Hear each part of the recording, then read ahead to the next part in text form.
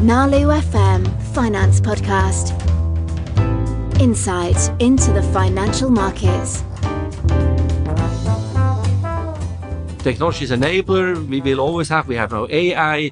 It helps to make things faster, more efficient.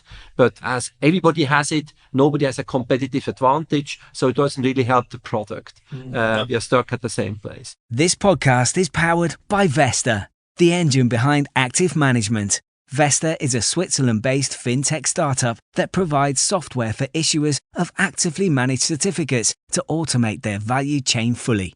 Visit Vesta, VESTR.com to schedule a meeting with an expert and to learn more about Vesta. I'm here with André Buck, former global head of sales at the Six. And André, you have spent so many years in structured products and everything surrounding it. And I have a little statistic actually for you.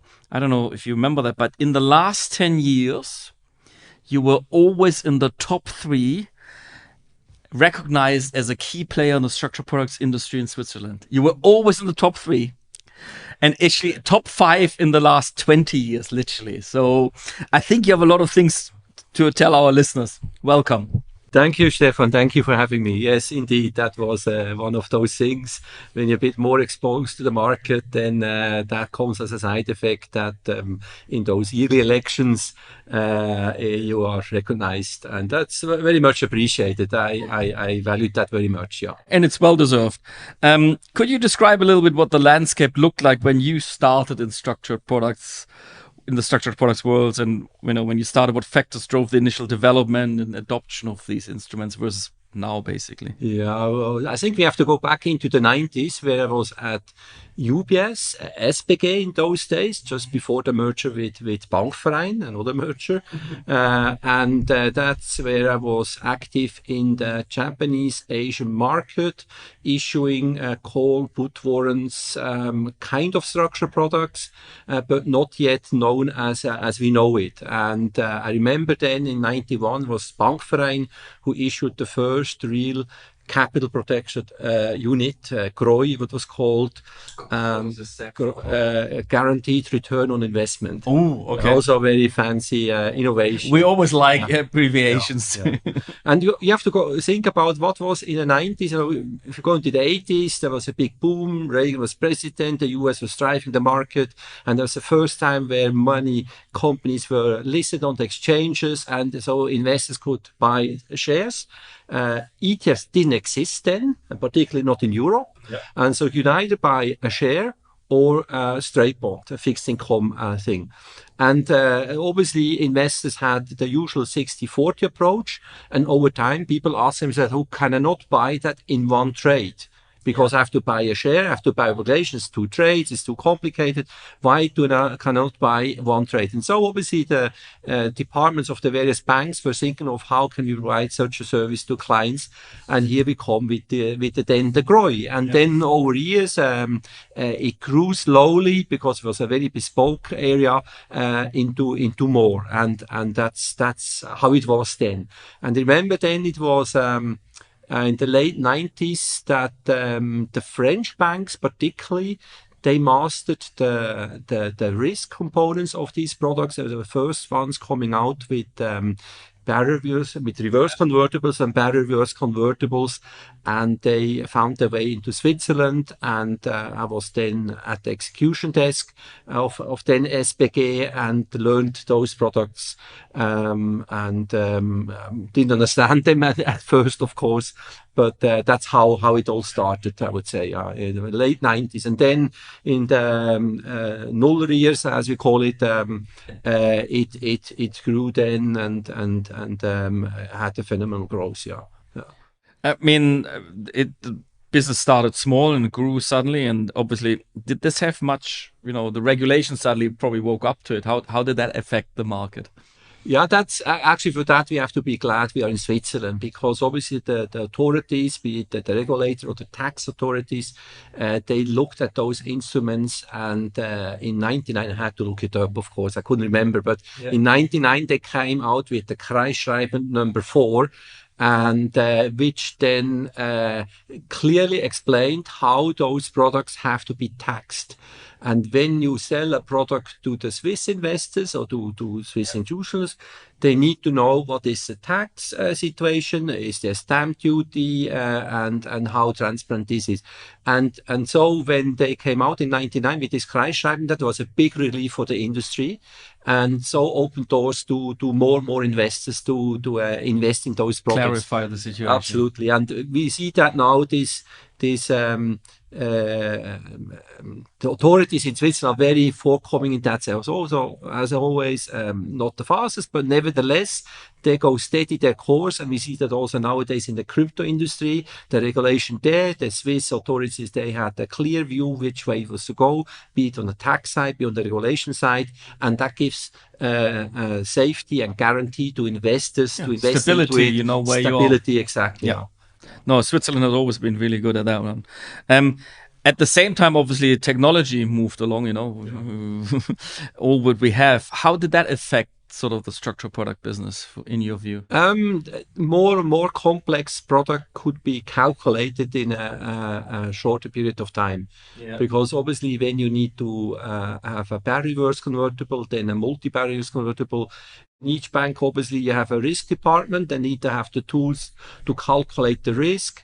Evaluate risk was in those days the key risk parameters to be convinced that it works. And obviously, the faster chips you had to calculate that, you could calculate them, provide the risk, and then you could add 5 stocks, 50 stocks. You can do then more and more such complex products. Yeah. And that's how the market developed. And that was obviously then a challenge for the desk, for the sales teams. Obviously, new complex products, you have to understand them, and then you have to sell them to the clients, but also identify which clients needs this and that kind of products, because not all products made sense. No, I mean, I think that was one of the things I remember in the beginning, that there was a lot of innovation, say, in the payout, and new features were added to it. Yeah.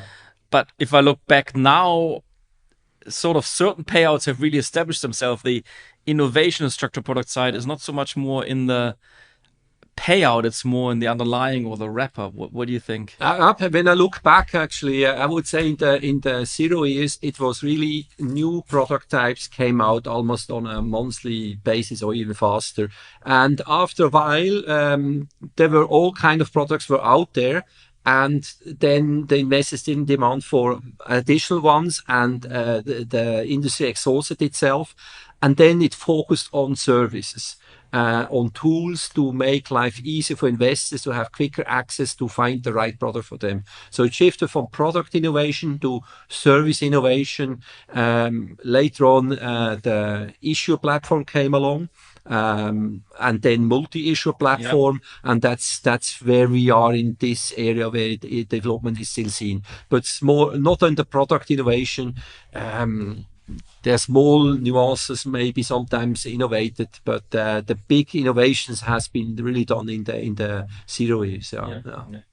Now, if you think back about all the years that you spent in that industry, is there sort of a pivotal moment that you can share, a memorable story in the early days, or during a crisis or anything else? Is there something? Well, I've got obviously many stories to tell. And some you can't tell. I'm now in a different situation, so maybe there's one story which is also 25 years old or more than 20 years old. Was interesting in various aspects, obviously, because it changed a few things how we then did business. It was during the TMT crisis, obviously the younger folks among us, that's the technology, media and telecom crisis, 99 to 2002. Maybe everyone knows about the year 2000. People thought the world would come to a standstill, and so there was huge investments into technology and this and that, and they hyped lots of things hyped up, but then obviously in 2001 it came crashing down, and lots of there was also a recession, to my understanding, and so on, and so lots of things changed. And also with the stocks and companies. And we had then a large French company. I was then working with ZKB, and a large big companies came along and said, "Oh, I want to have a call spread on Nestle." and he asked for a 5 million notional, which was a decent size. And so I went to my trader and said, "Oh, look, this maturity and so on." And he looked at it and volatility and this and that. Yeah, that's the price. Do it. And so we did the trade. I said, "Okay, happy, everybody happy," and he was happy and so on. So 3 days later, the same guy, same Frenchman came along. "I can have another 5 million." I said, "Okay." Same price, more or less, and done again. And at the end, we sold about 25 million. And then I told my trader, "Are you sure that's the right price? Because this counterparty normally doesn't trade with us if something is wrong." And so we looked then deeper into it. And obviously, as a trader, he looked at the price, he looks at volatility and this and that. But what he didn't check was the dividend.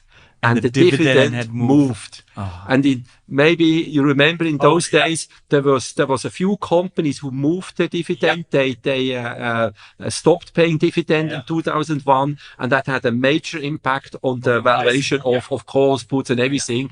And so we were then short this call spread, and we lost quite a bit of money, and the trader was really I had furious. exactly the same experience when I was a trader on single stocks in Germany.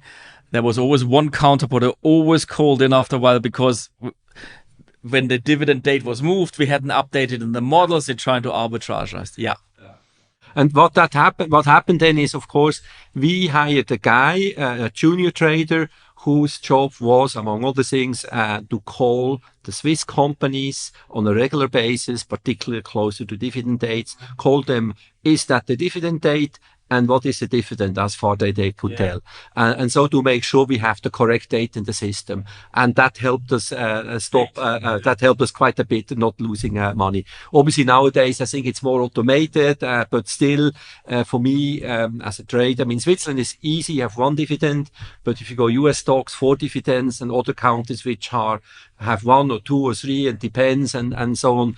That's something you really have to watch out very much and make sure you have the right data in your system. Yeah, I mean, that was when I was trading. I always remember that when I started to winning too many trades, I knew I was selling something I wasn't aware of because it's usually one-sided business for the bank. You're only selling or you're buying it. Always the same. If you have too many trades in one thing, then you think, I missed you must be, something. yeah, genau.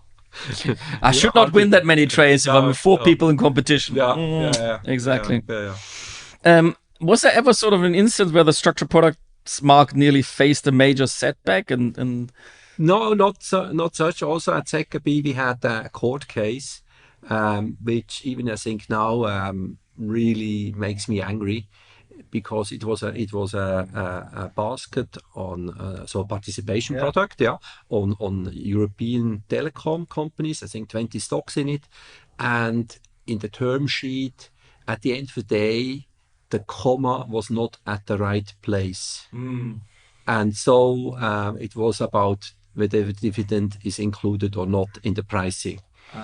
And even the counterparty, who was a professional, knew exactly that we were right, but obviously looking at the term sheet, it was not clearly defined, and he had a good lawyer. I can say now maybe we had a bad lawyer because we, ZKB, lost the case. And it took 2 years, I think 2.5 years, all these court cases and so on, and was always was not a pleasant situation. Yeah. So there I thought, shall we stop that kind of business? But again, what we then did, or had to be done, obviously, each term sheet has to go through a legal. They have to give the approval. So again, the process was adjusted to take such risk into consideration, and the legal has to give the stamp of approval that the term sheet is correct, and as far as he can say from the legal point of view. So yeah, the legal risk is always asymmetric for the issuer. You only get the call when it's in the favor of the investor, not for. Sort of on personal milestones. Looking back, is there a particular moment or project that you feel defined a little bit your career, or you're particularly proud of? Well, I mean, obviously not a particular one because there were so many remarkable situations and things happened over the course of the year.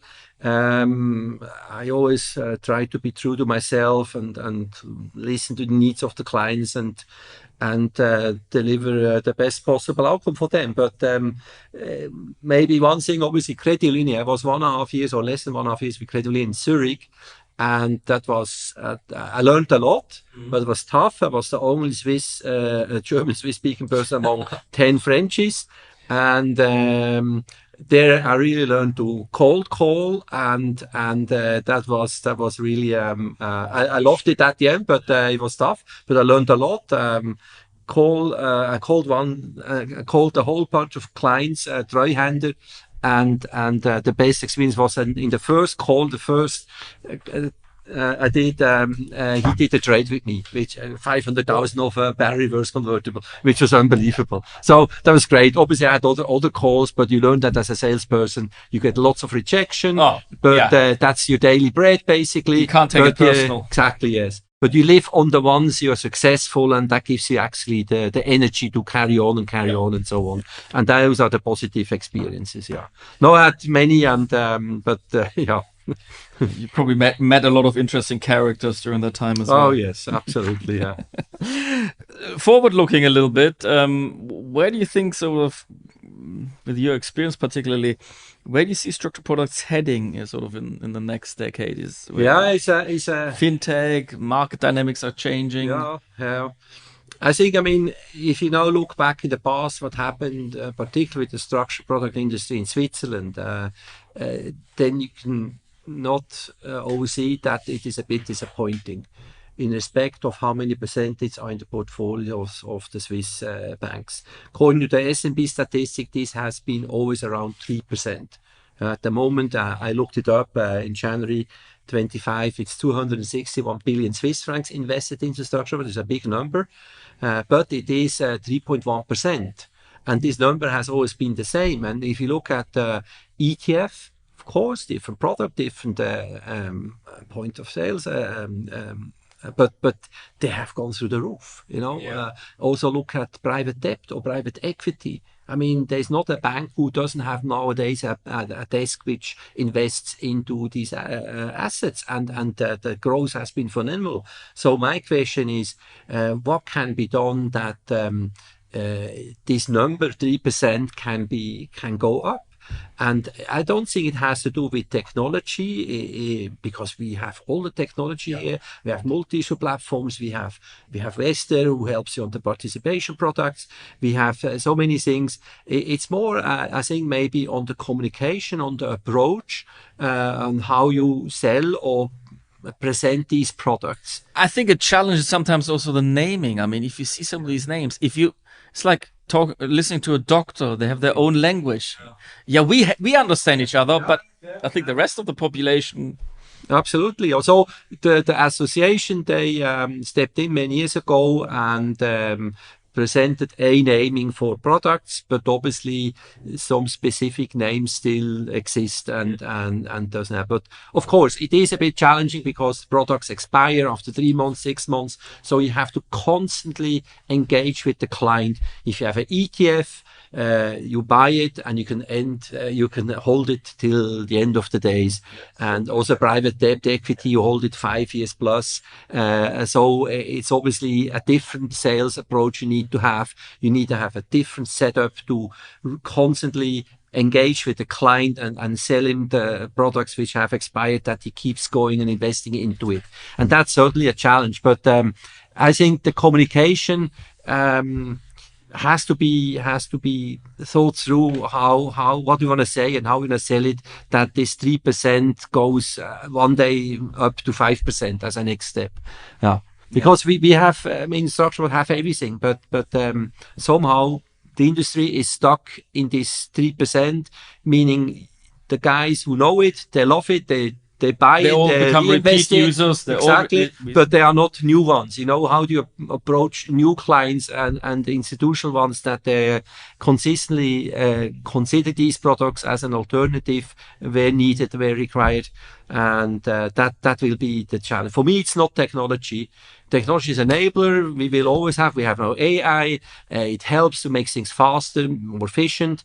But as everybody has it, nobody has a competitive advantage. So it doesn't really help the product. We are stuck at the same place. Yeah. No. You part of your role also when you worked at the Six was also then Spain. You looked also after Spain. I mean, Switzerland is known as a strong structured products and alternative investment market. How does Spain sort of in comparison? Yeah, interesting. Yeah. On the exchange side, BME, they have a segment for leveraged products, and there are two issuers, BNP and SocGen, issuing about 4,000 or 5,000 products, and that's about it. And they have a monthly turnover of 20-30 million Swiss francs or euro, of course. So it's very small. And there are structured products, they are listed there, but not traded, but not in a big number. So the market there is underdeveloped. It has also to do with the taxation of those products. That's also a reason why there are only 6 ETFs. So also ETFs do not flourish there because of the tax hurdle they have. The potential, I'm really confident, the potential is there. It's not that there are no banks there. The big banks are there. They are active outside Spain, but they could also use that know-how in Spain. But obviously, as an exchange, as an infrastructure provider, you can do a little bit. You can make it easier, a bit cheaper, more efficient. But then you need the banks, the investors who then take that up, and that needs education, and that will take some time. Yeah. Now, what. You have so much experience. What would be your advice for somebody who wants to start in the structured product arena? Go to work for a bank, for investment manager. Where would what would be your advice? It's difficult to give advice. I mean, I don't like giving advice just like that, because there's too much of a generalization. Everybody is individual who has his preferences, which way he wants to go. So what I try to encourage also with my kids is basically stay true to yourself, focus on what you like the most, and stay curious all your life. Learn, and that is for me learning. Stay curious, ask questions, and also always question, particularly corporate houses, always question the current status. And with those two things in your mind, I think you can move things and also show interest. There are people who don't like peoples and persons, but the ones who are a bit open-minded stay interested in persons and people, because then you get also lots back from them. Yeah. A question I always like to ask somebody, of all my people I interview, and say, what is sort of your definition of success? Yeah, what is that? That's a good question. Is it the Porsche in the garage? Is it the Rolex on your wrist? But I think it has to be the inner satisfaction or that you have done a good job. And obviously, with family, it's kind of easy. If the kids are happy, wife is happy, if I is happy, you are happy. Yeah. And it's similar in the business. When you do business and your client is happy, then you've done a good job, and then you are happy, and then also even your boss is happy, and that should give you the satisfaction and also the confirmation that you've done a good job, and then you can call that a success. Yeah, and that is then in the daily business. That doesn't need to be at the end of the year a big whatever. I rather live from focus from small little points to the next one, then expect a big success story. Yeah.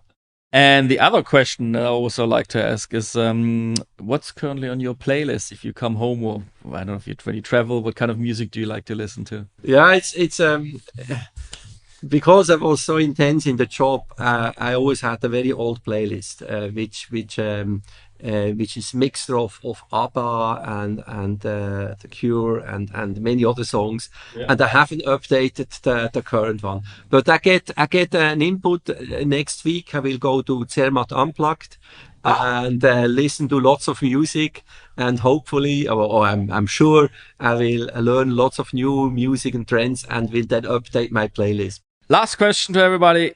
If they like what they heard and they would like to get in contact with you, how can they reach you these days? At the moment through LinkedIn, yeah. Okay, yeah, LinkedIn, yeah. André Buck, and they will find you. you. Yeah, and Leaf 6 in the past was a great time, and but now I'm looking forward to new adventures and new challenges, whatever they may be. No, I'm sure there will be some interesting ones coming your way. Thank you very much, André. Thank you for having me. It was a pleasure on my side. Thank you, Stefan. Thank you. Nalu FM Finance Podcast. Insight into the financial markets.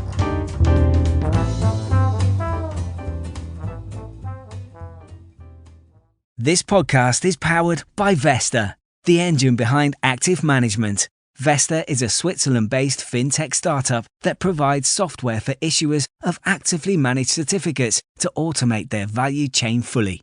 Visit Vesta, VESTR.com to schedule a meeting with an expert and to learn more about Vesta.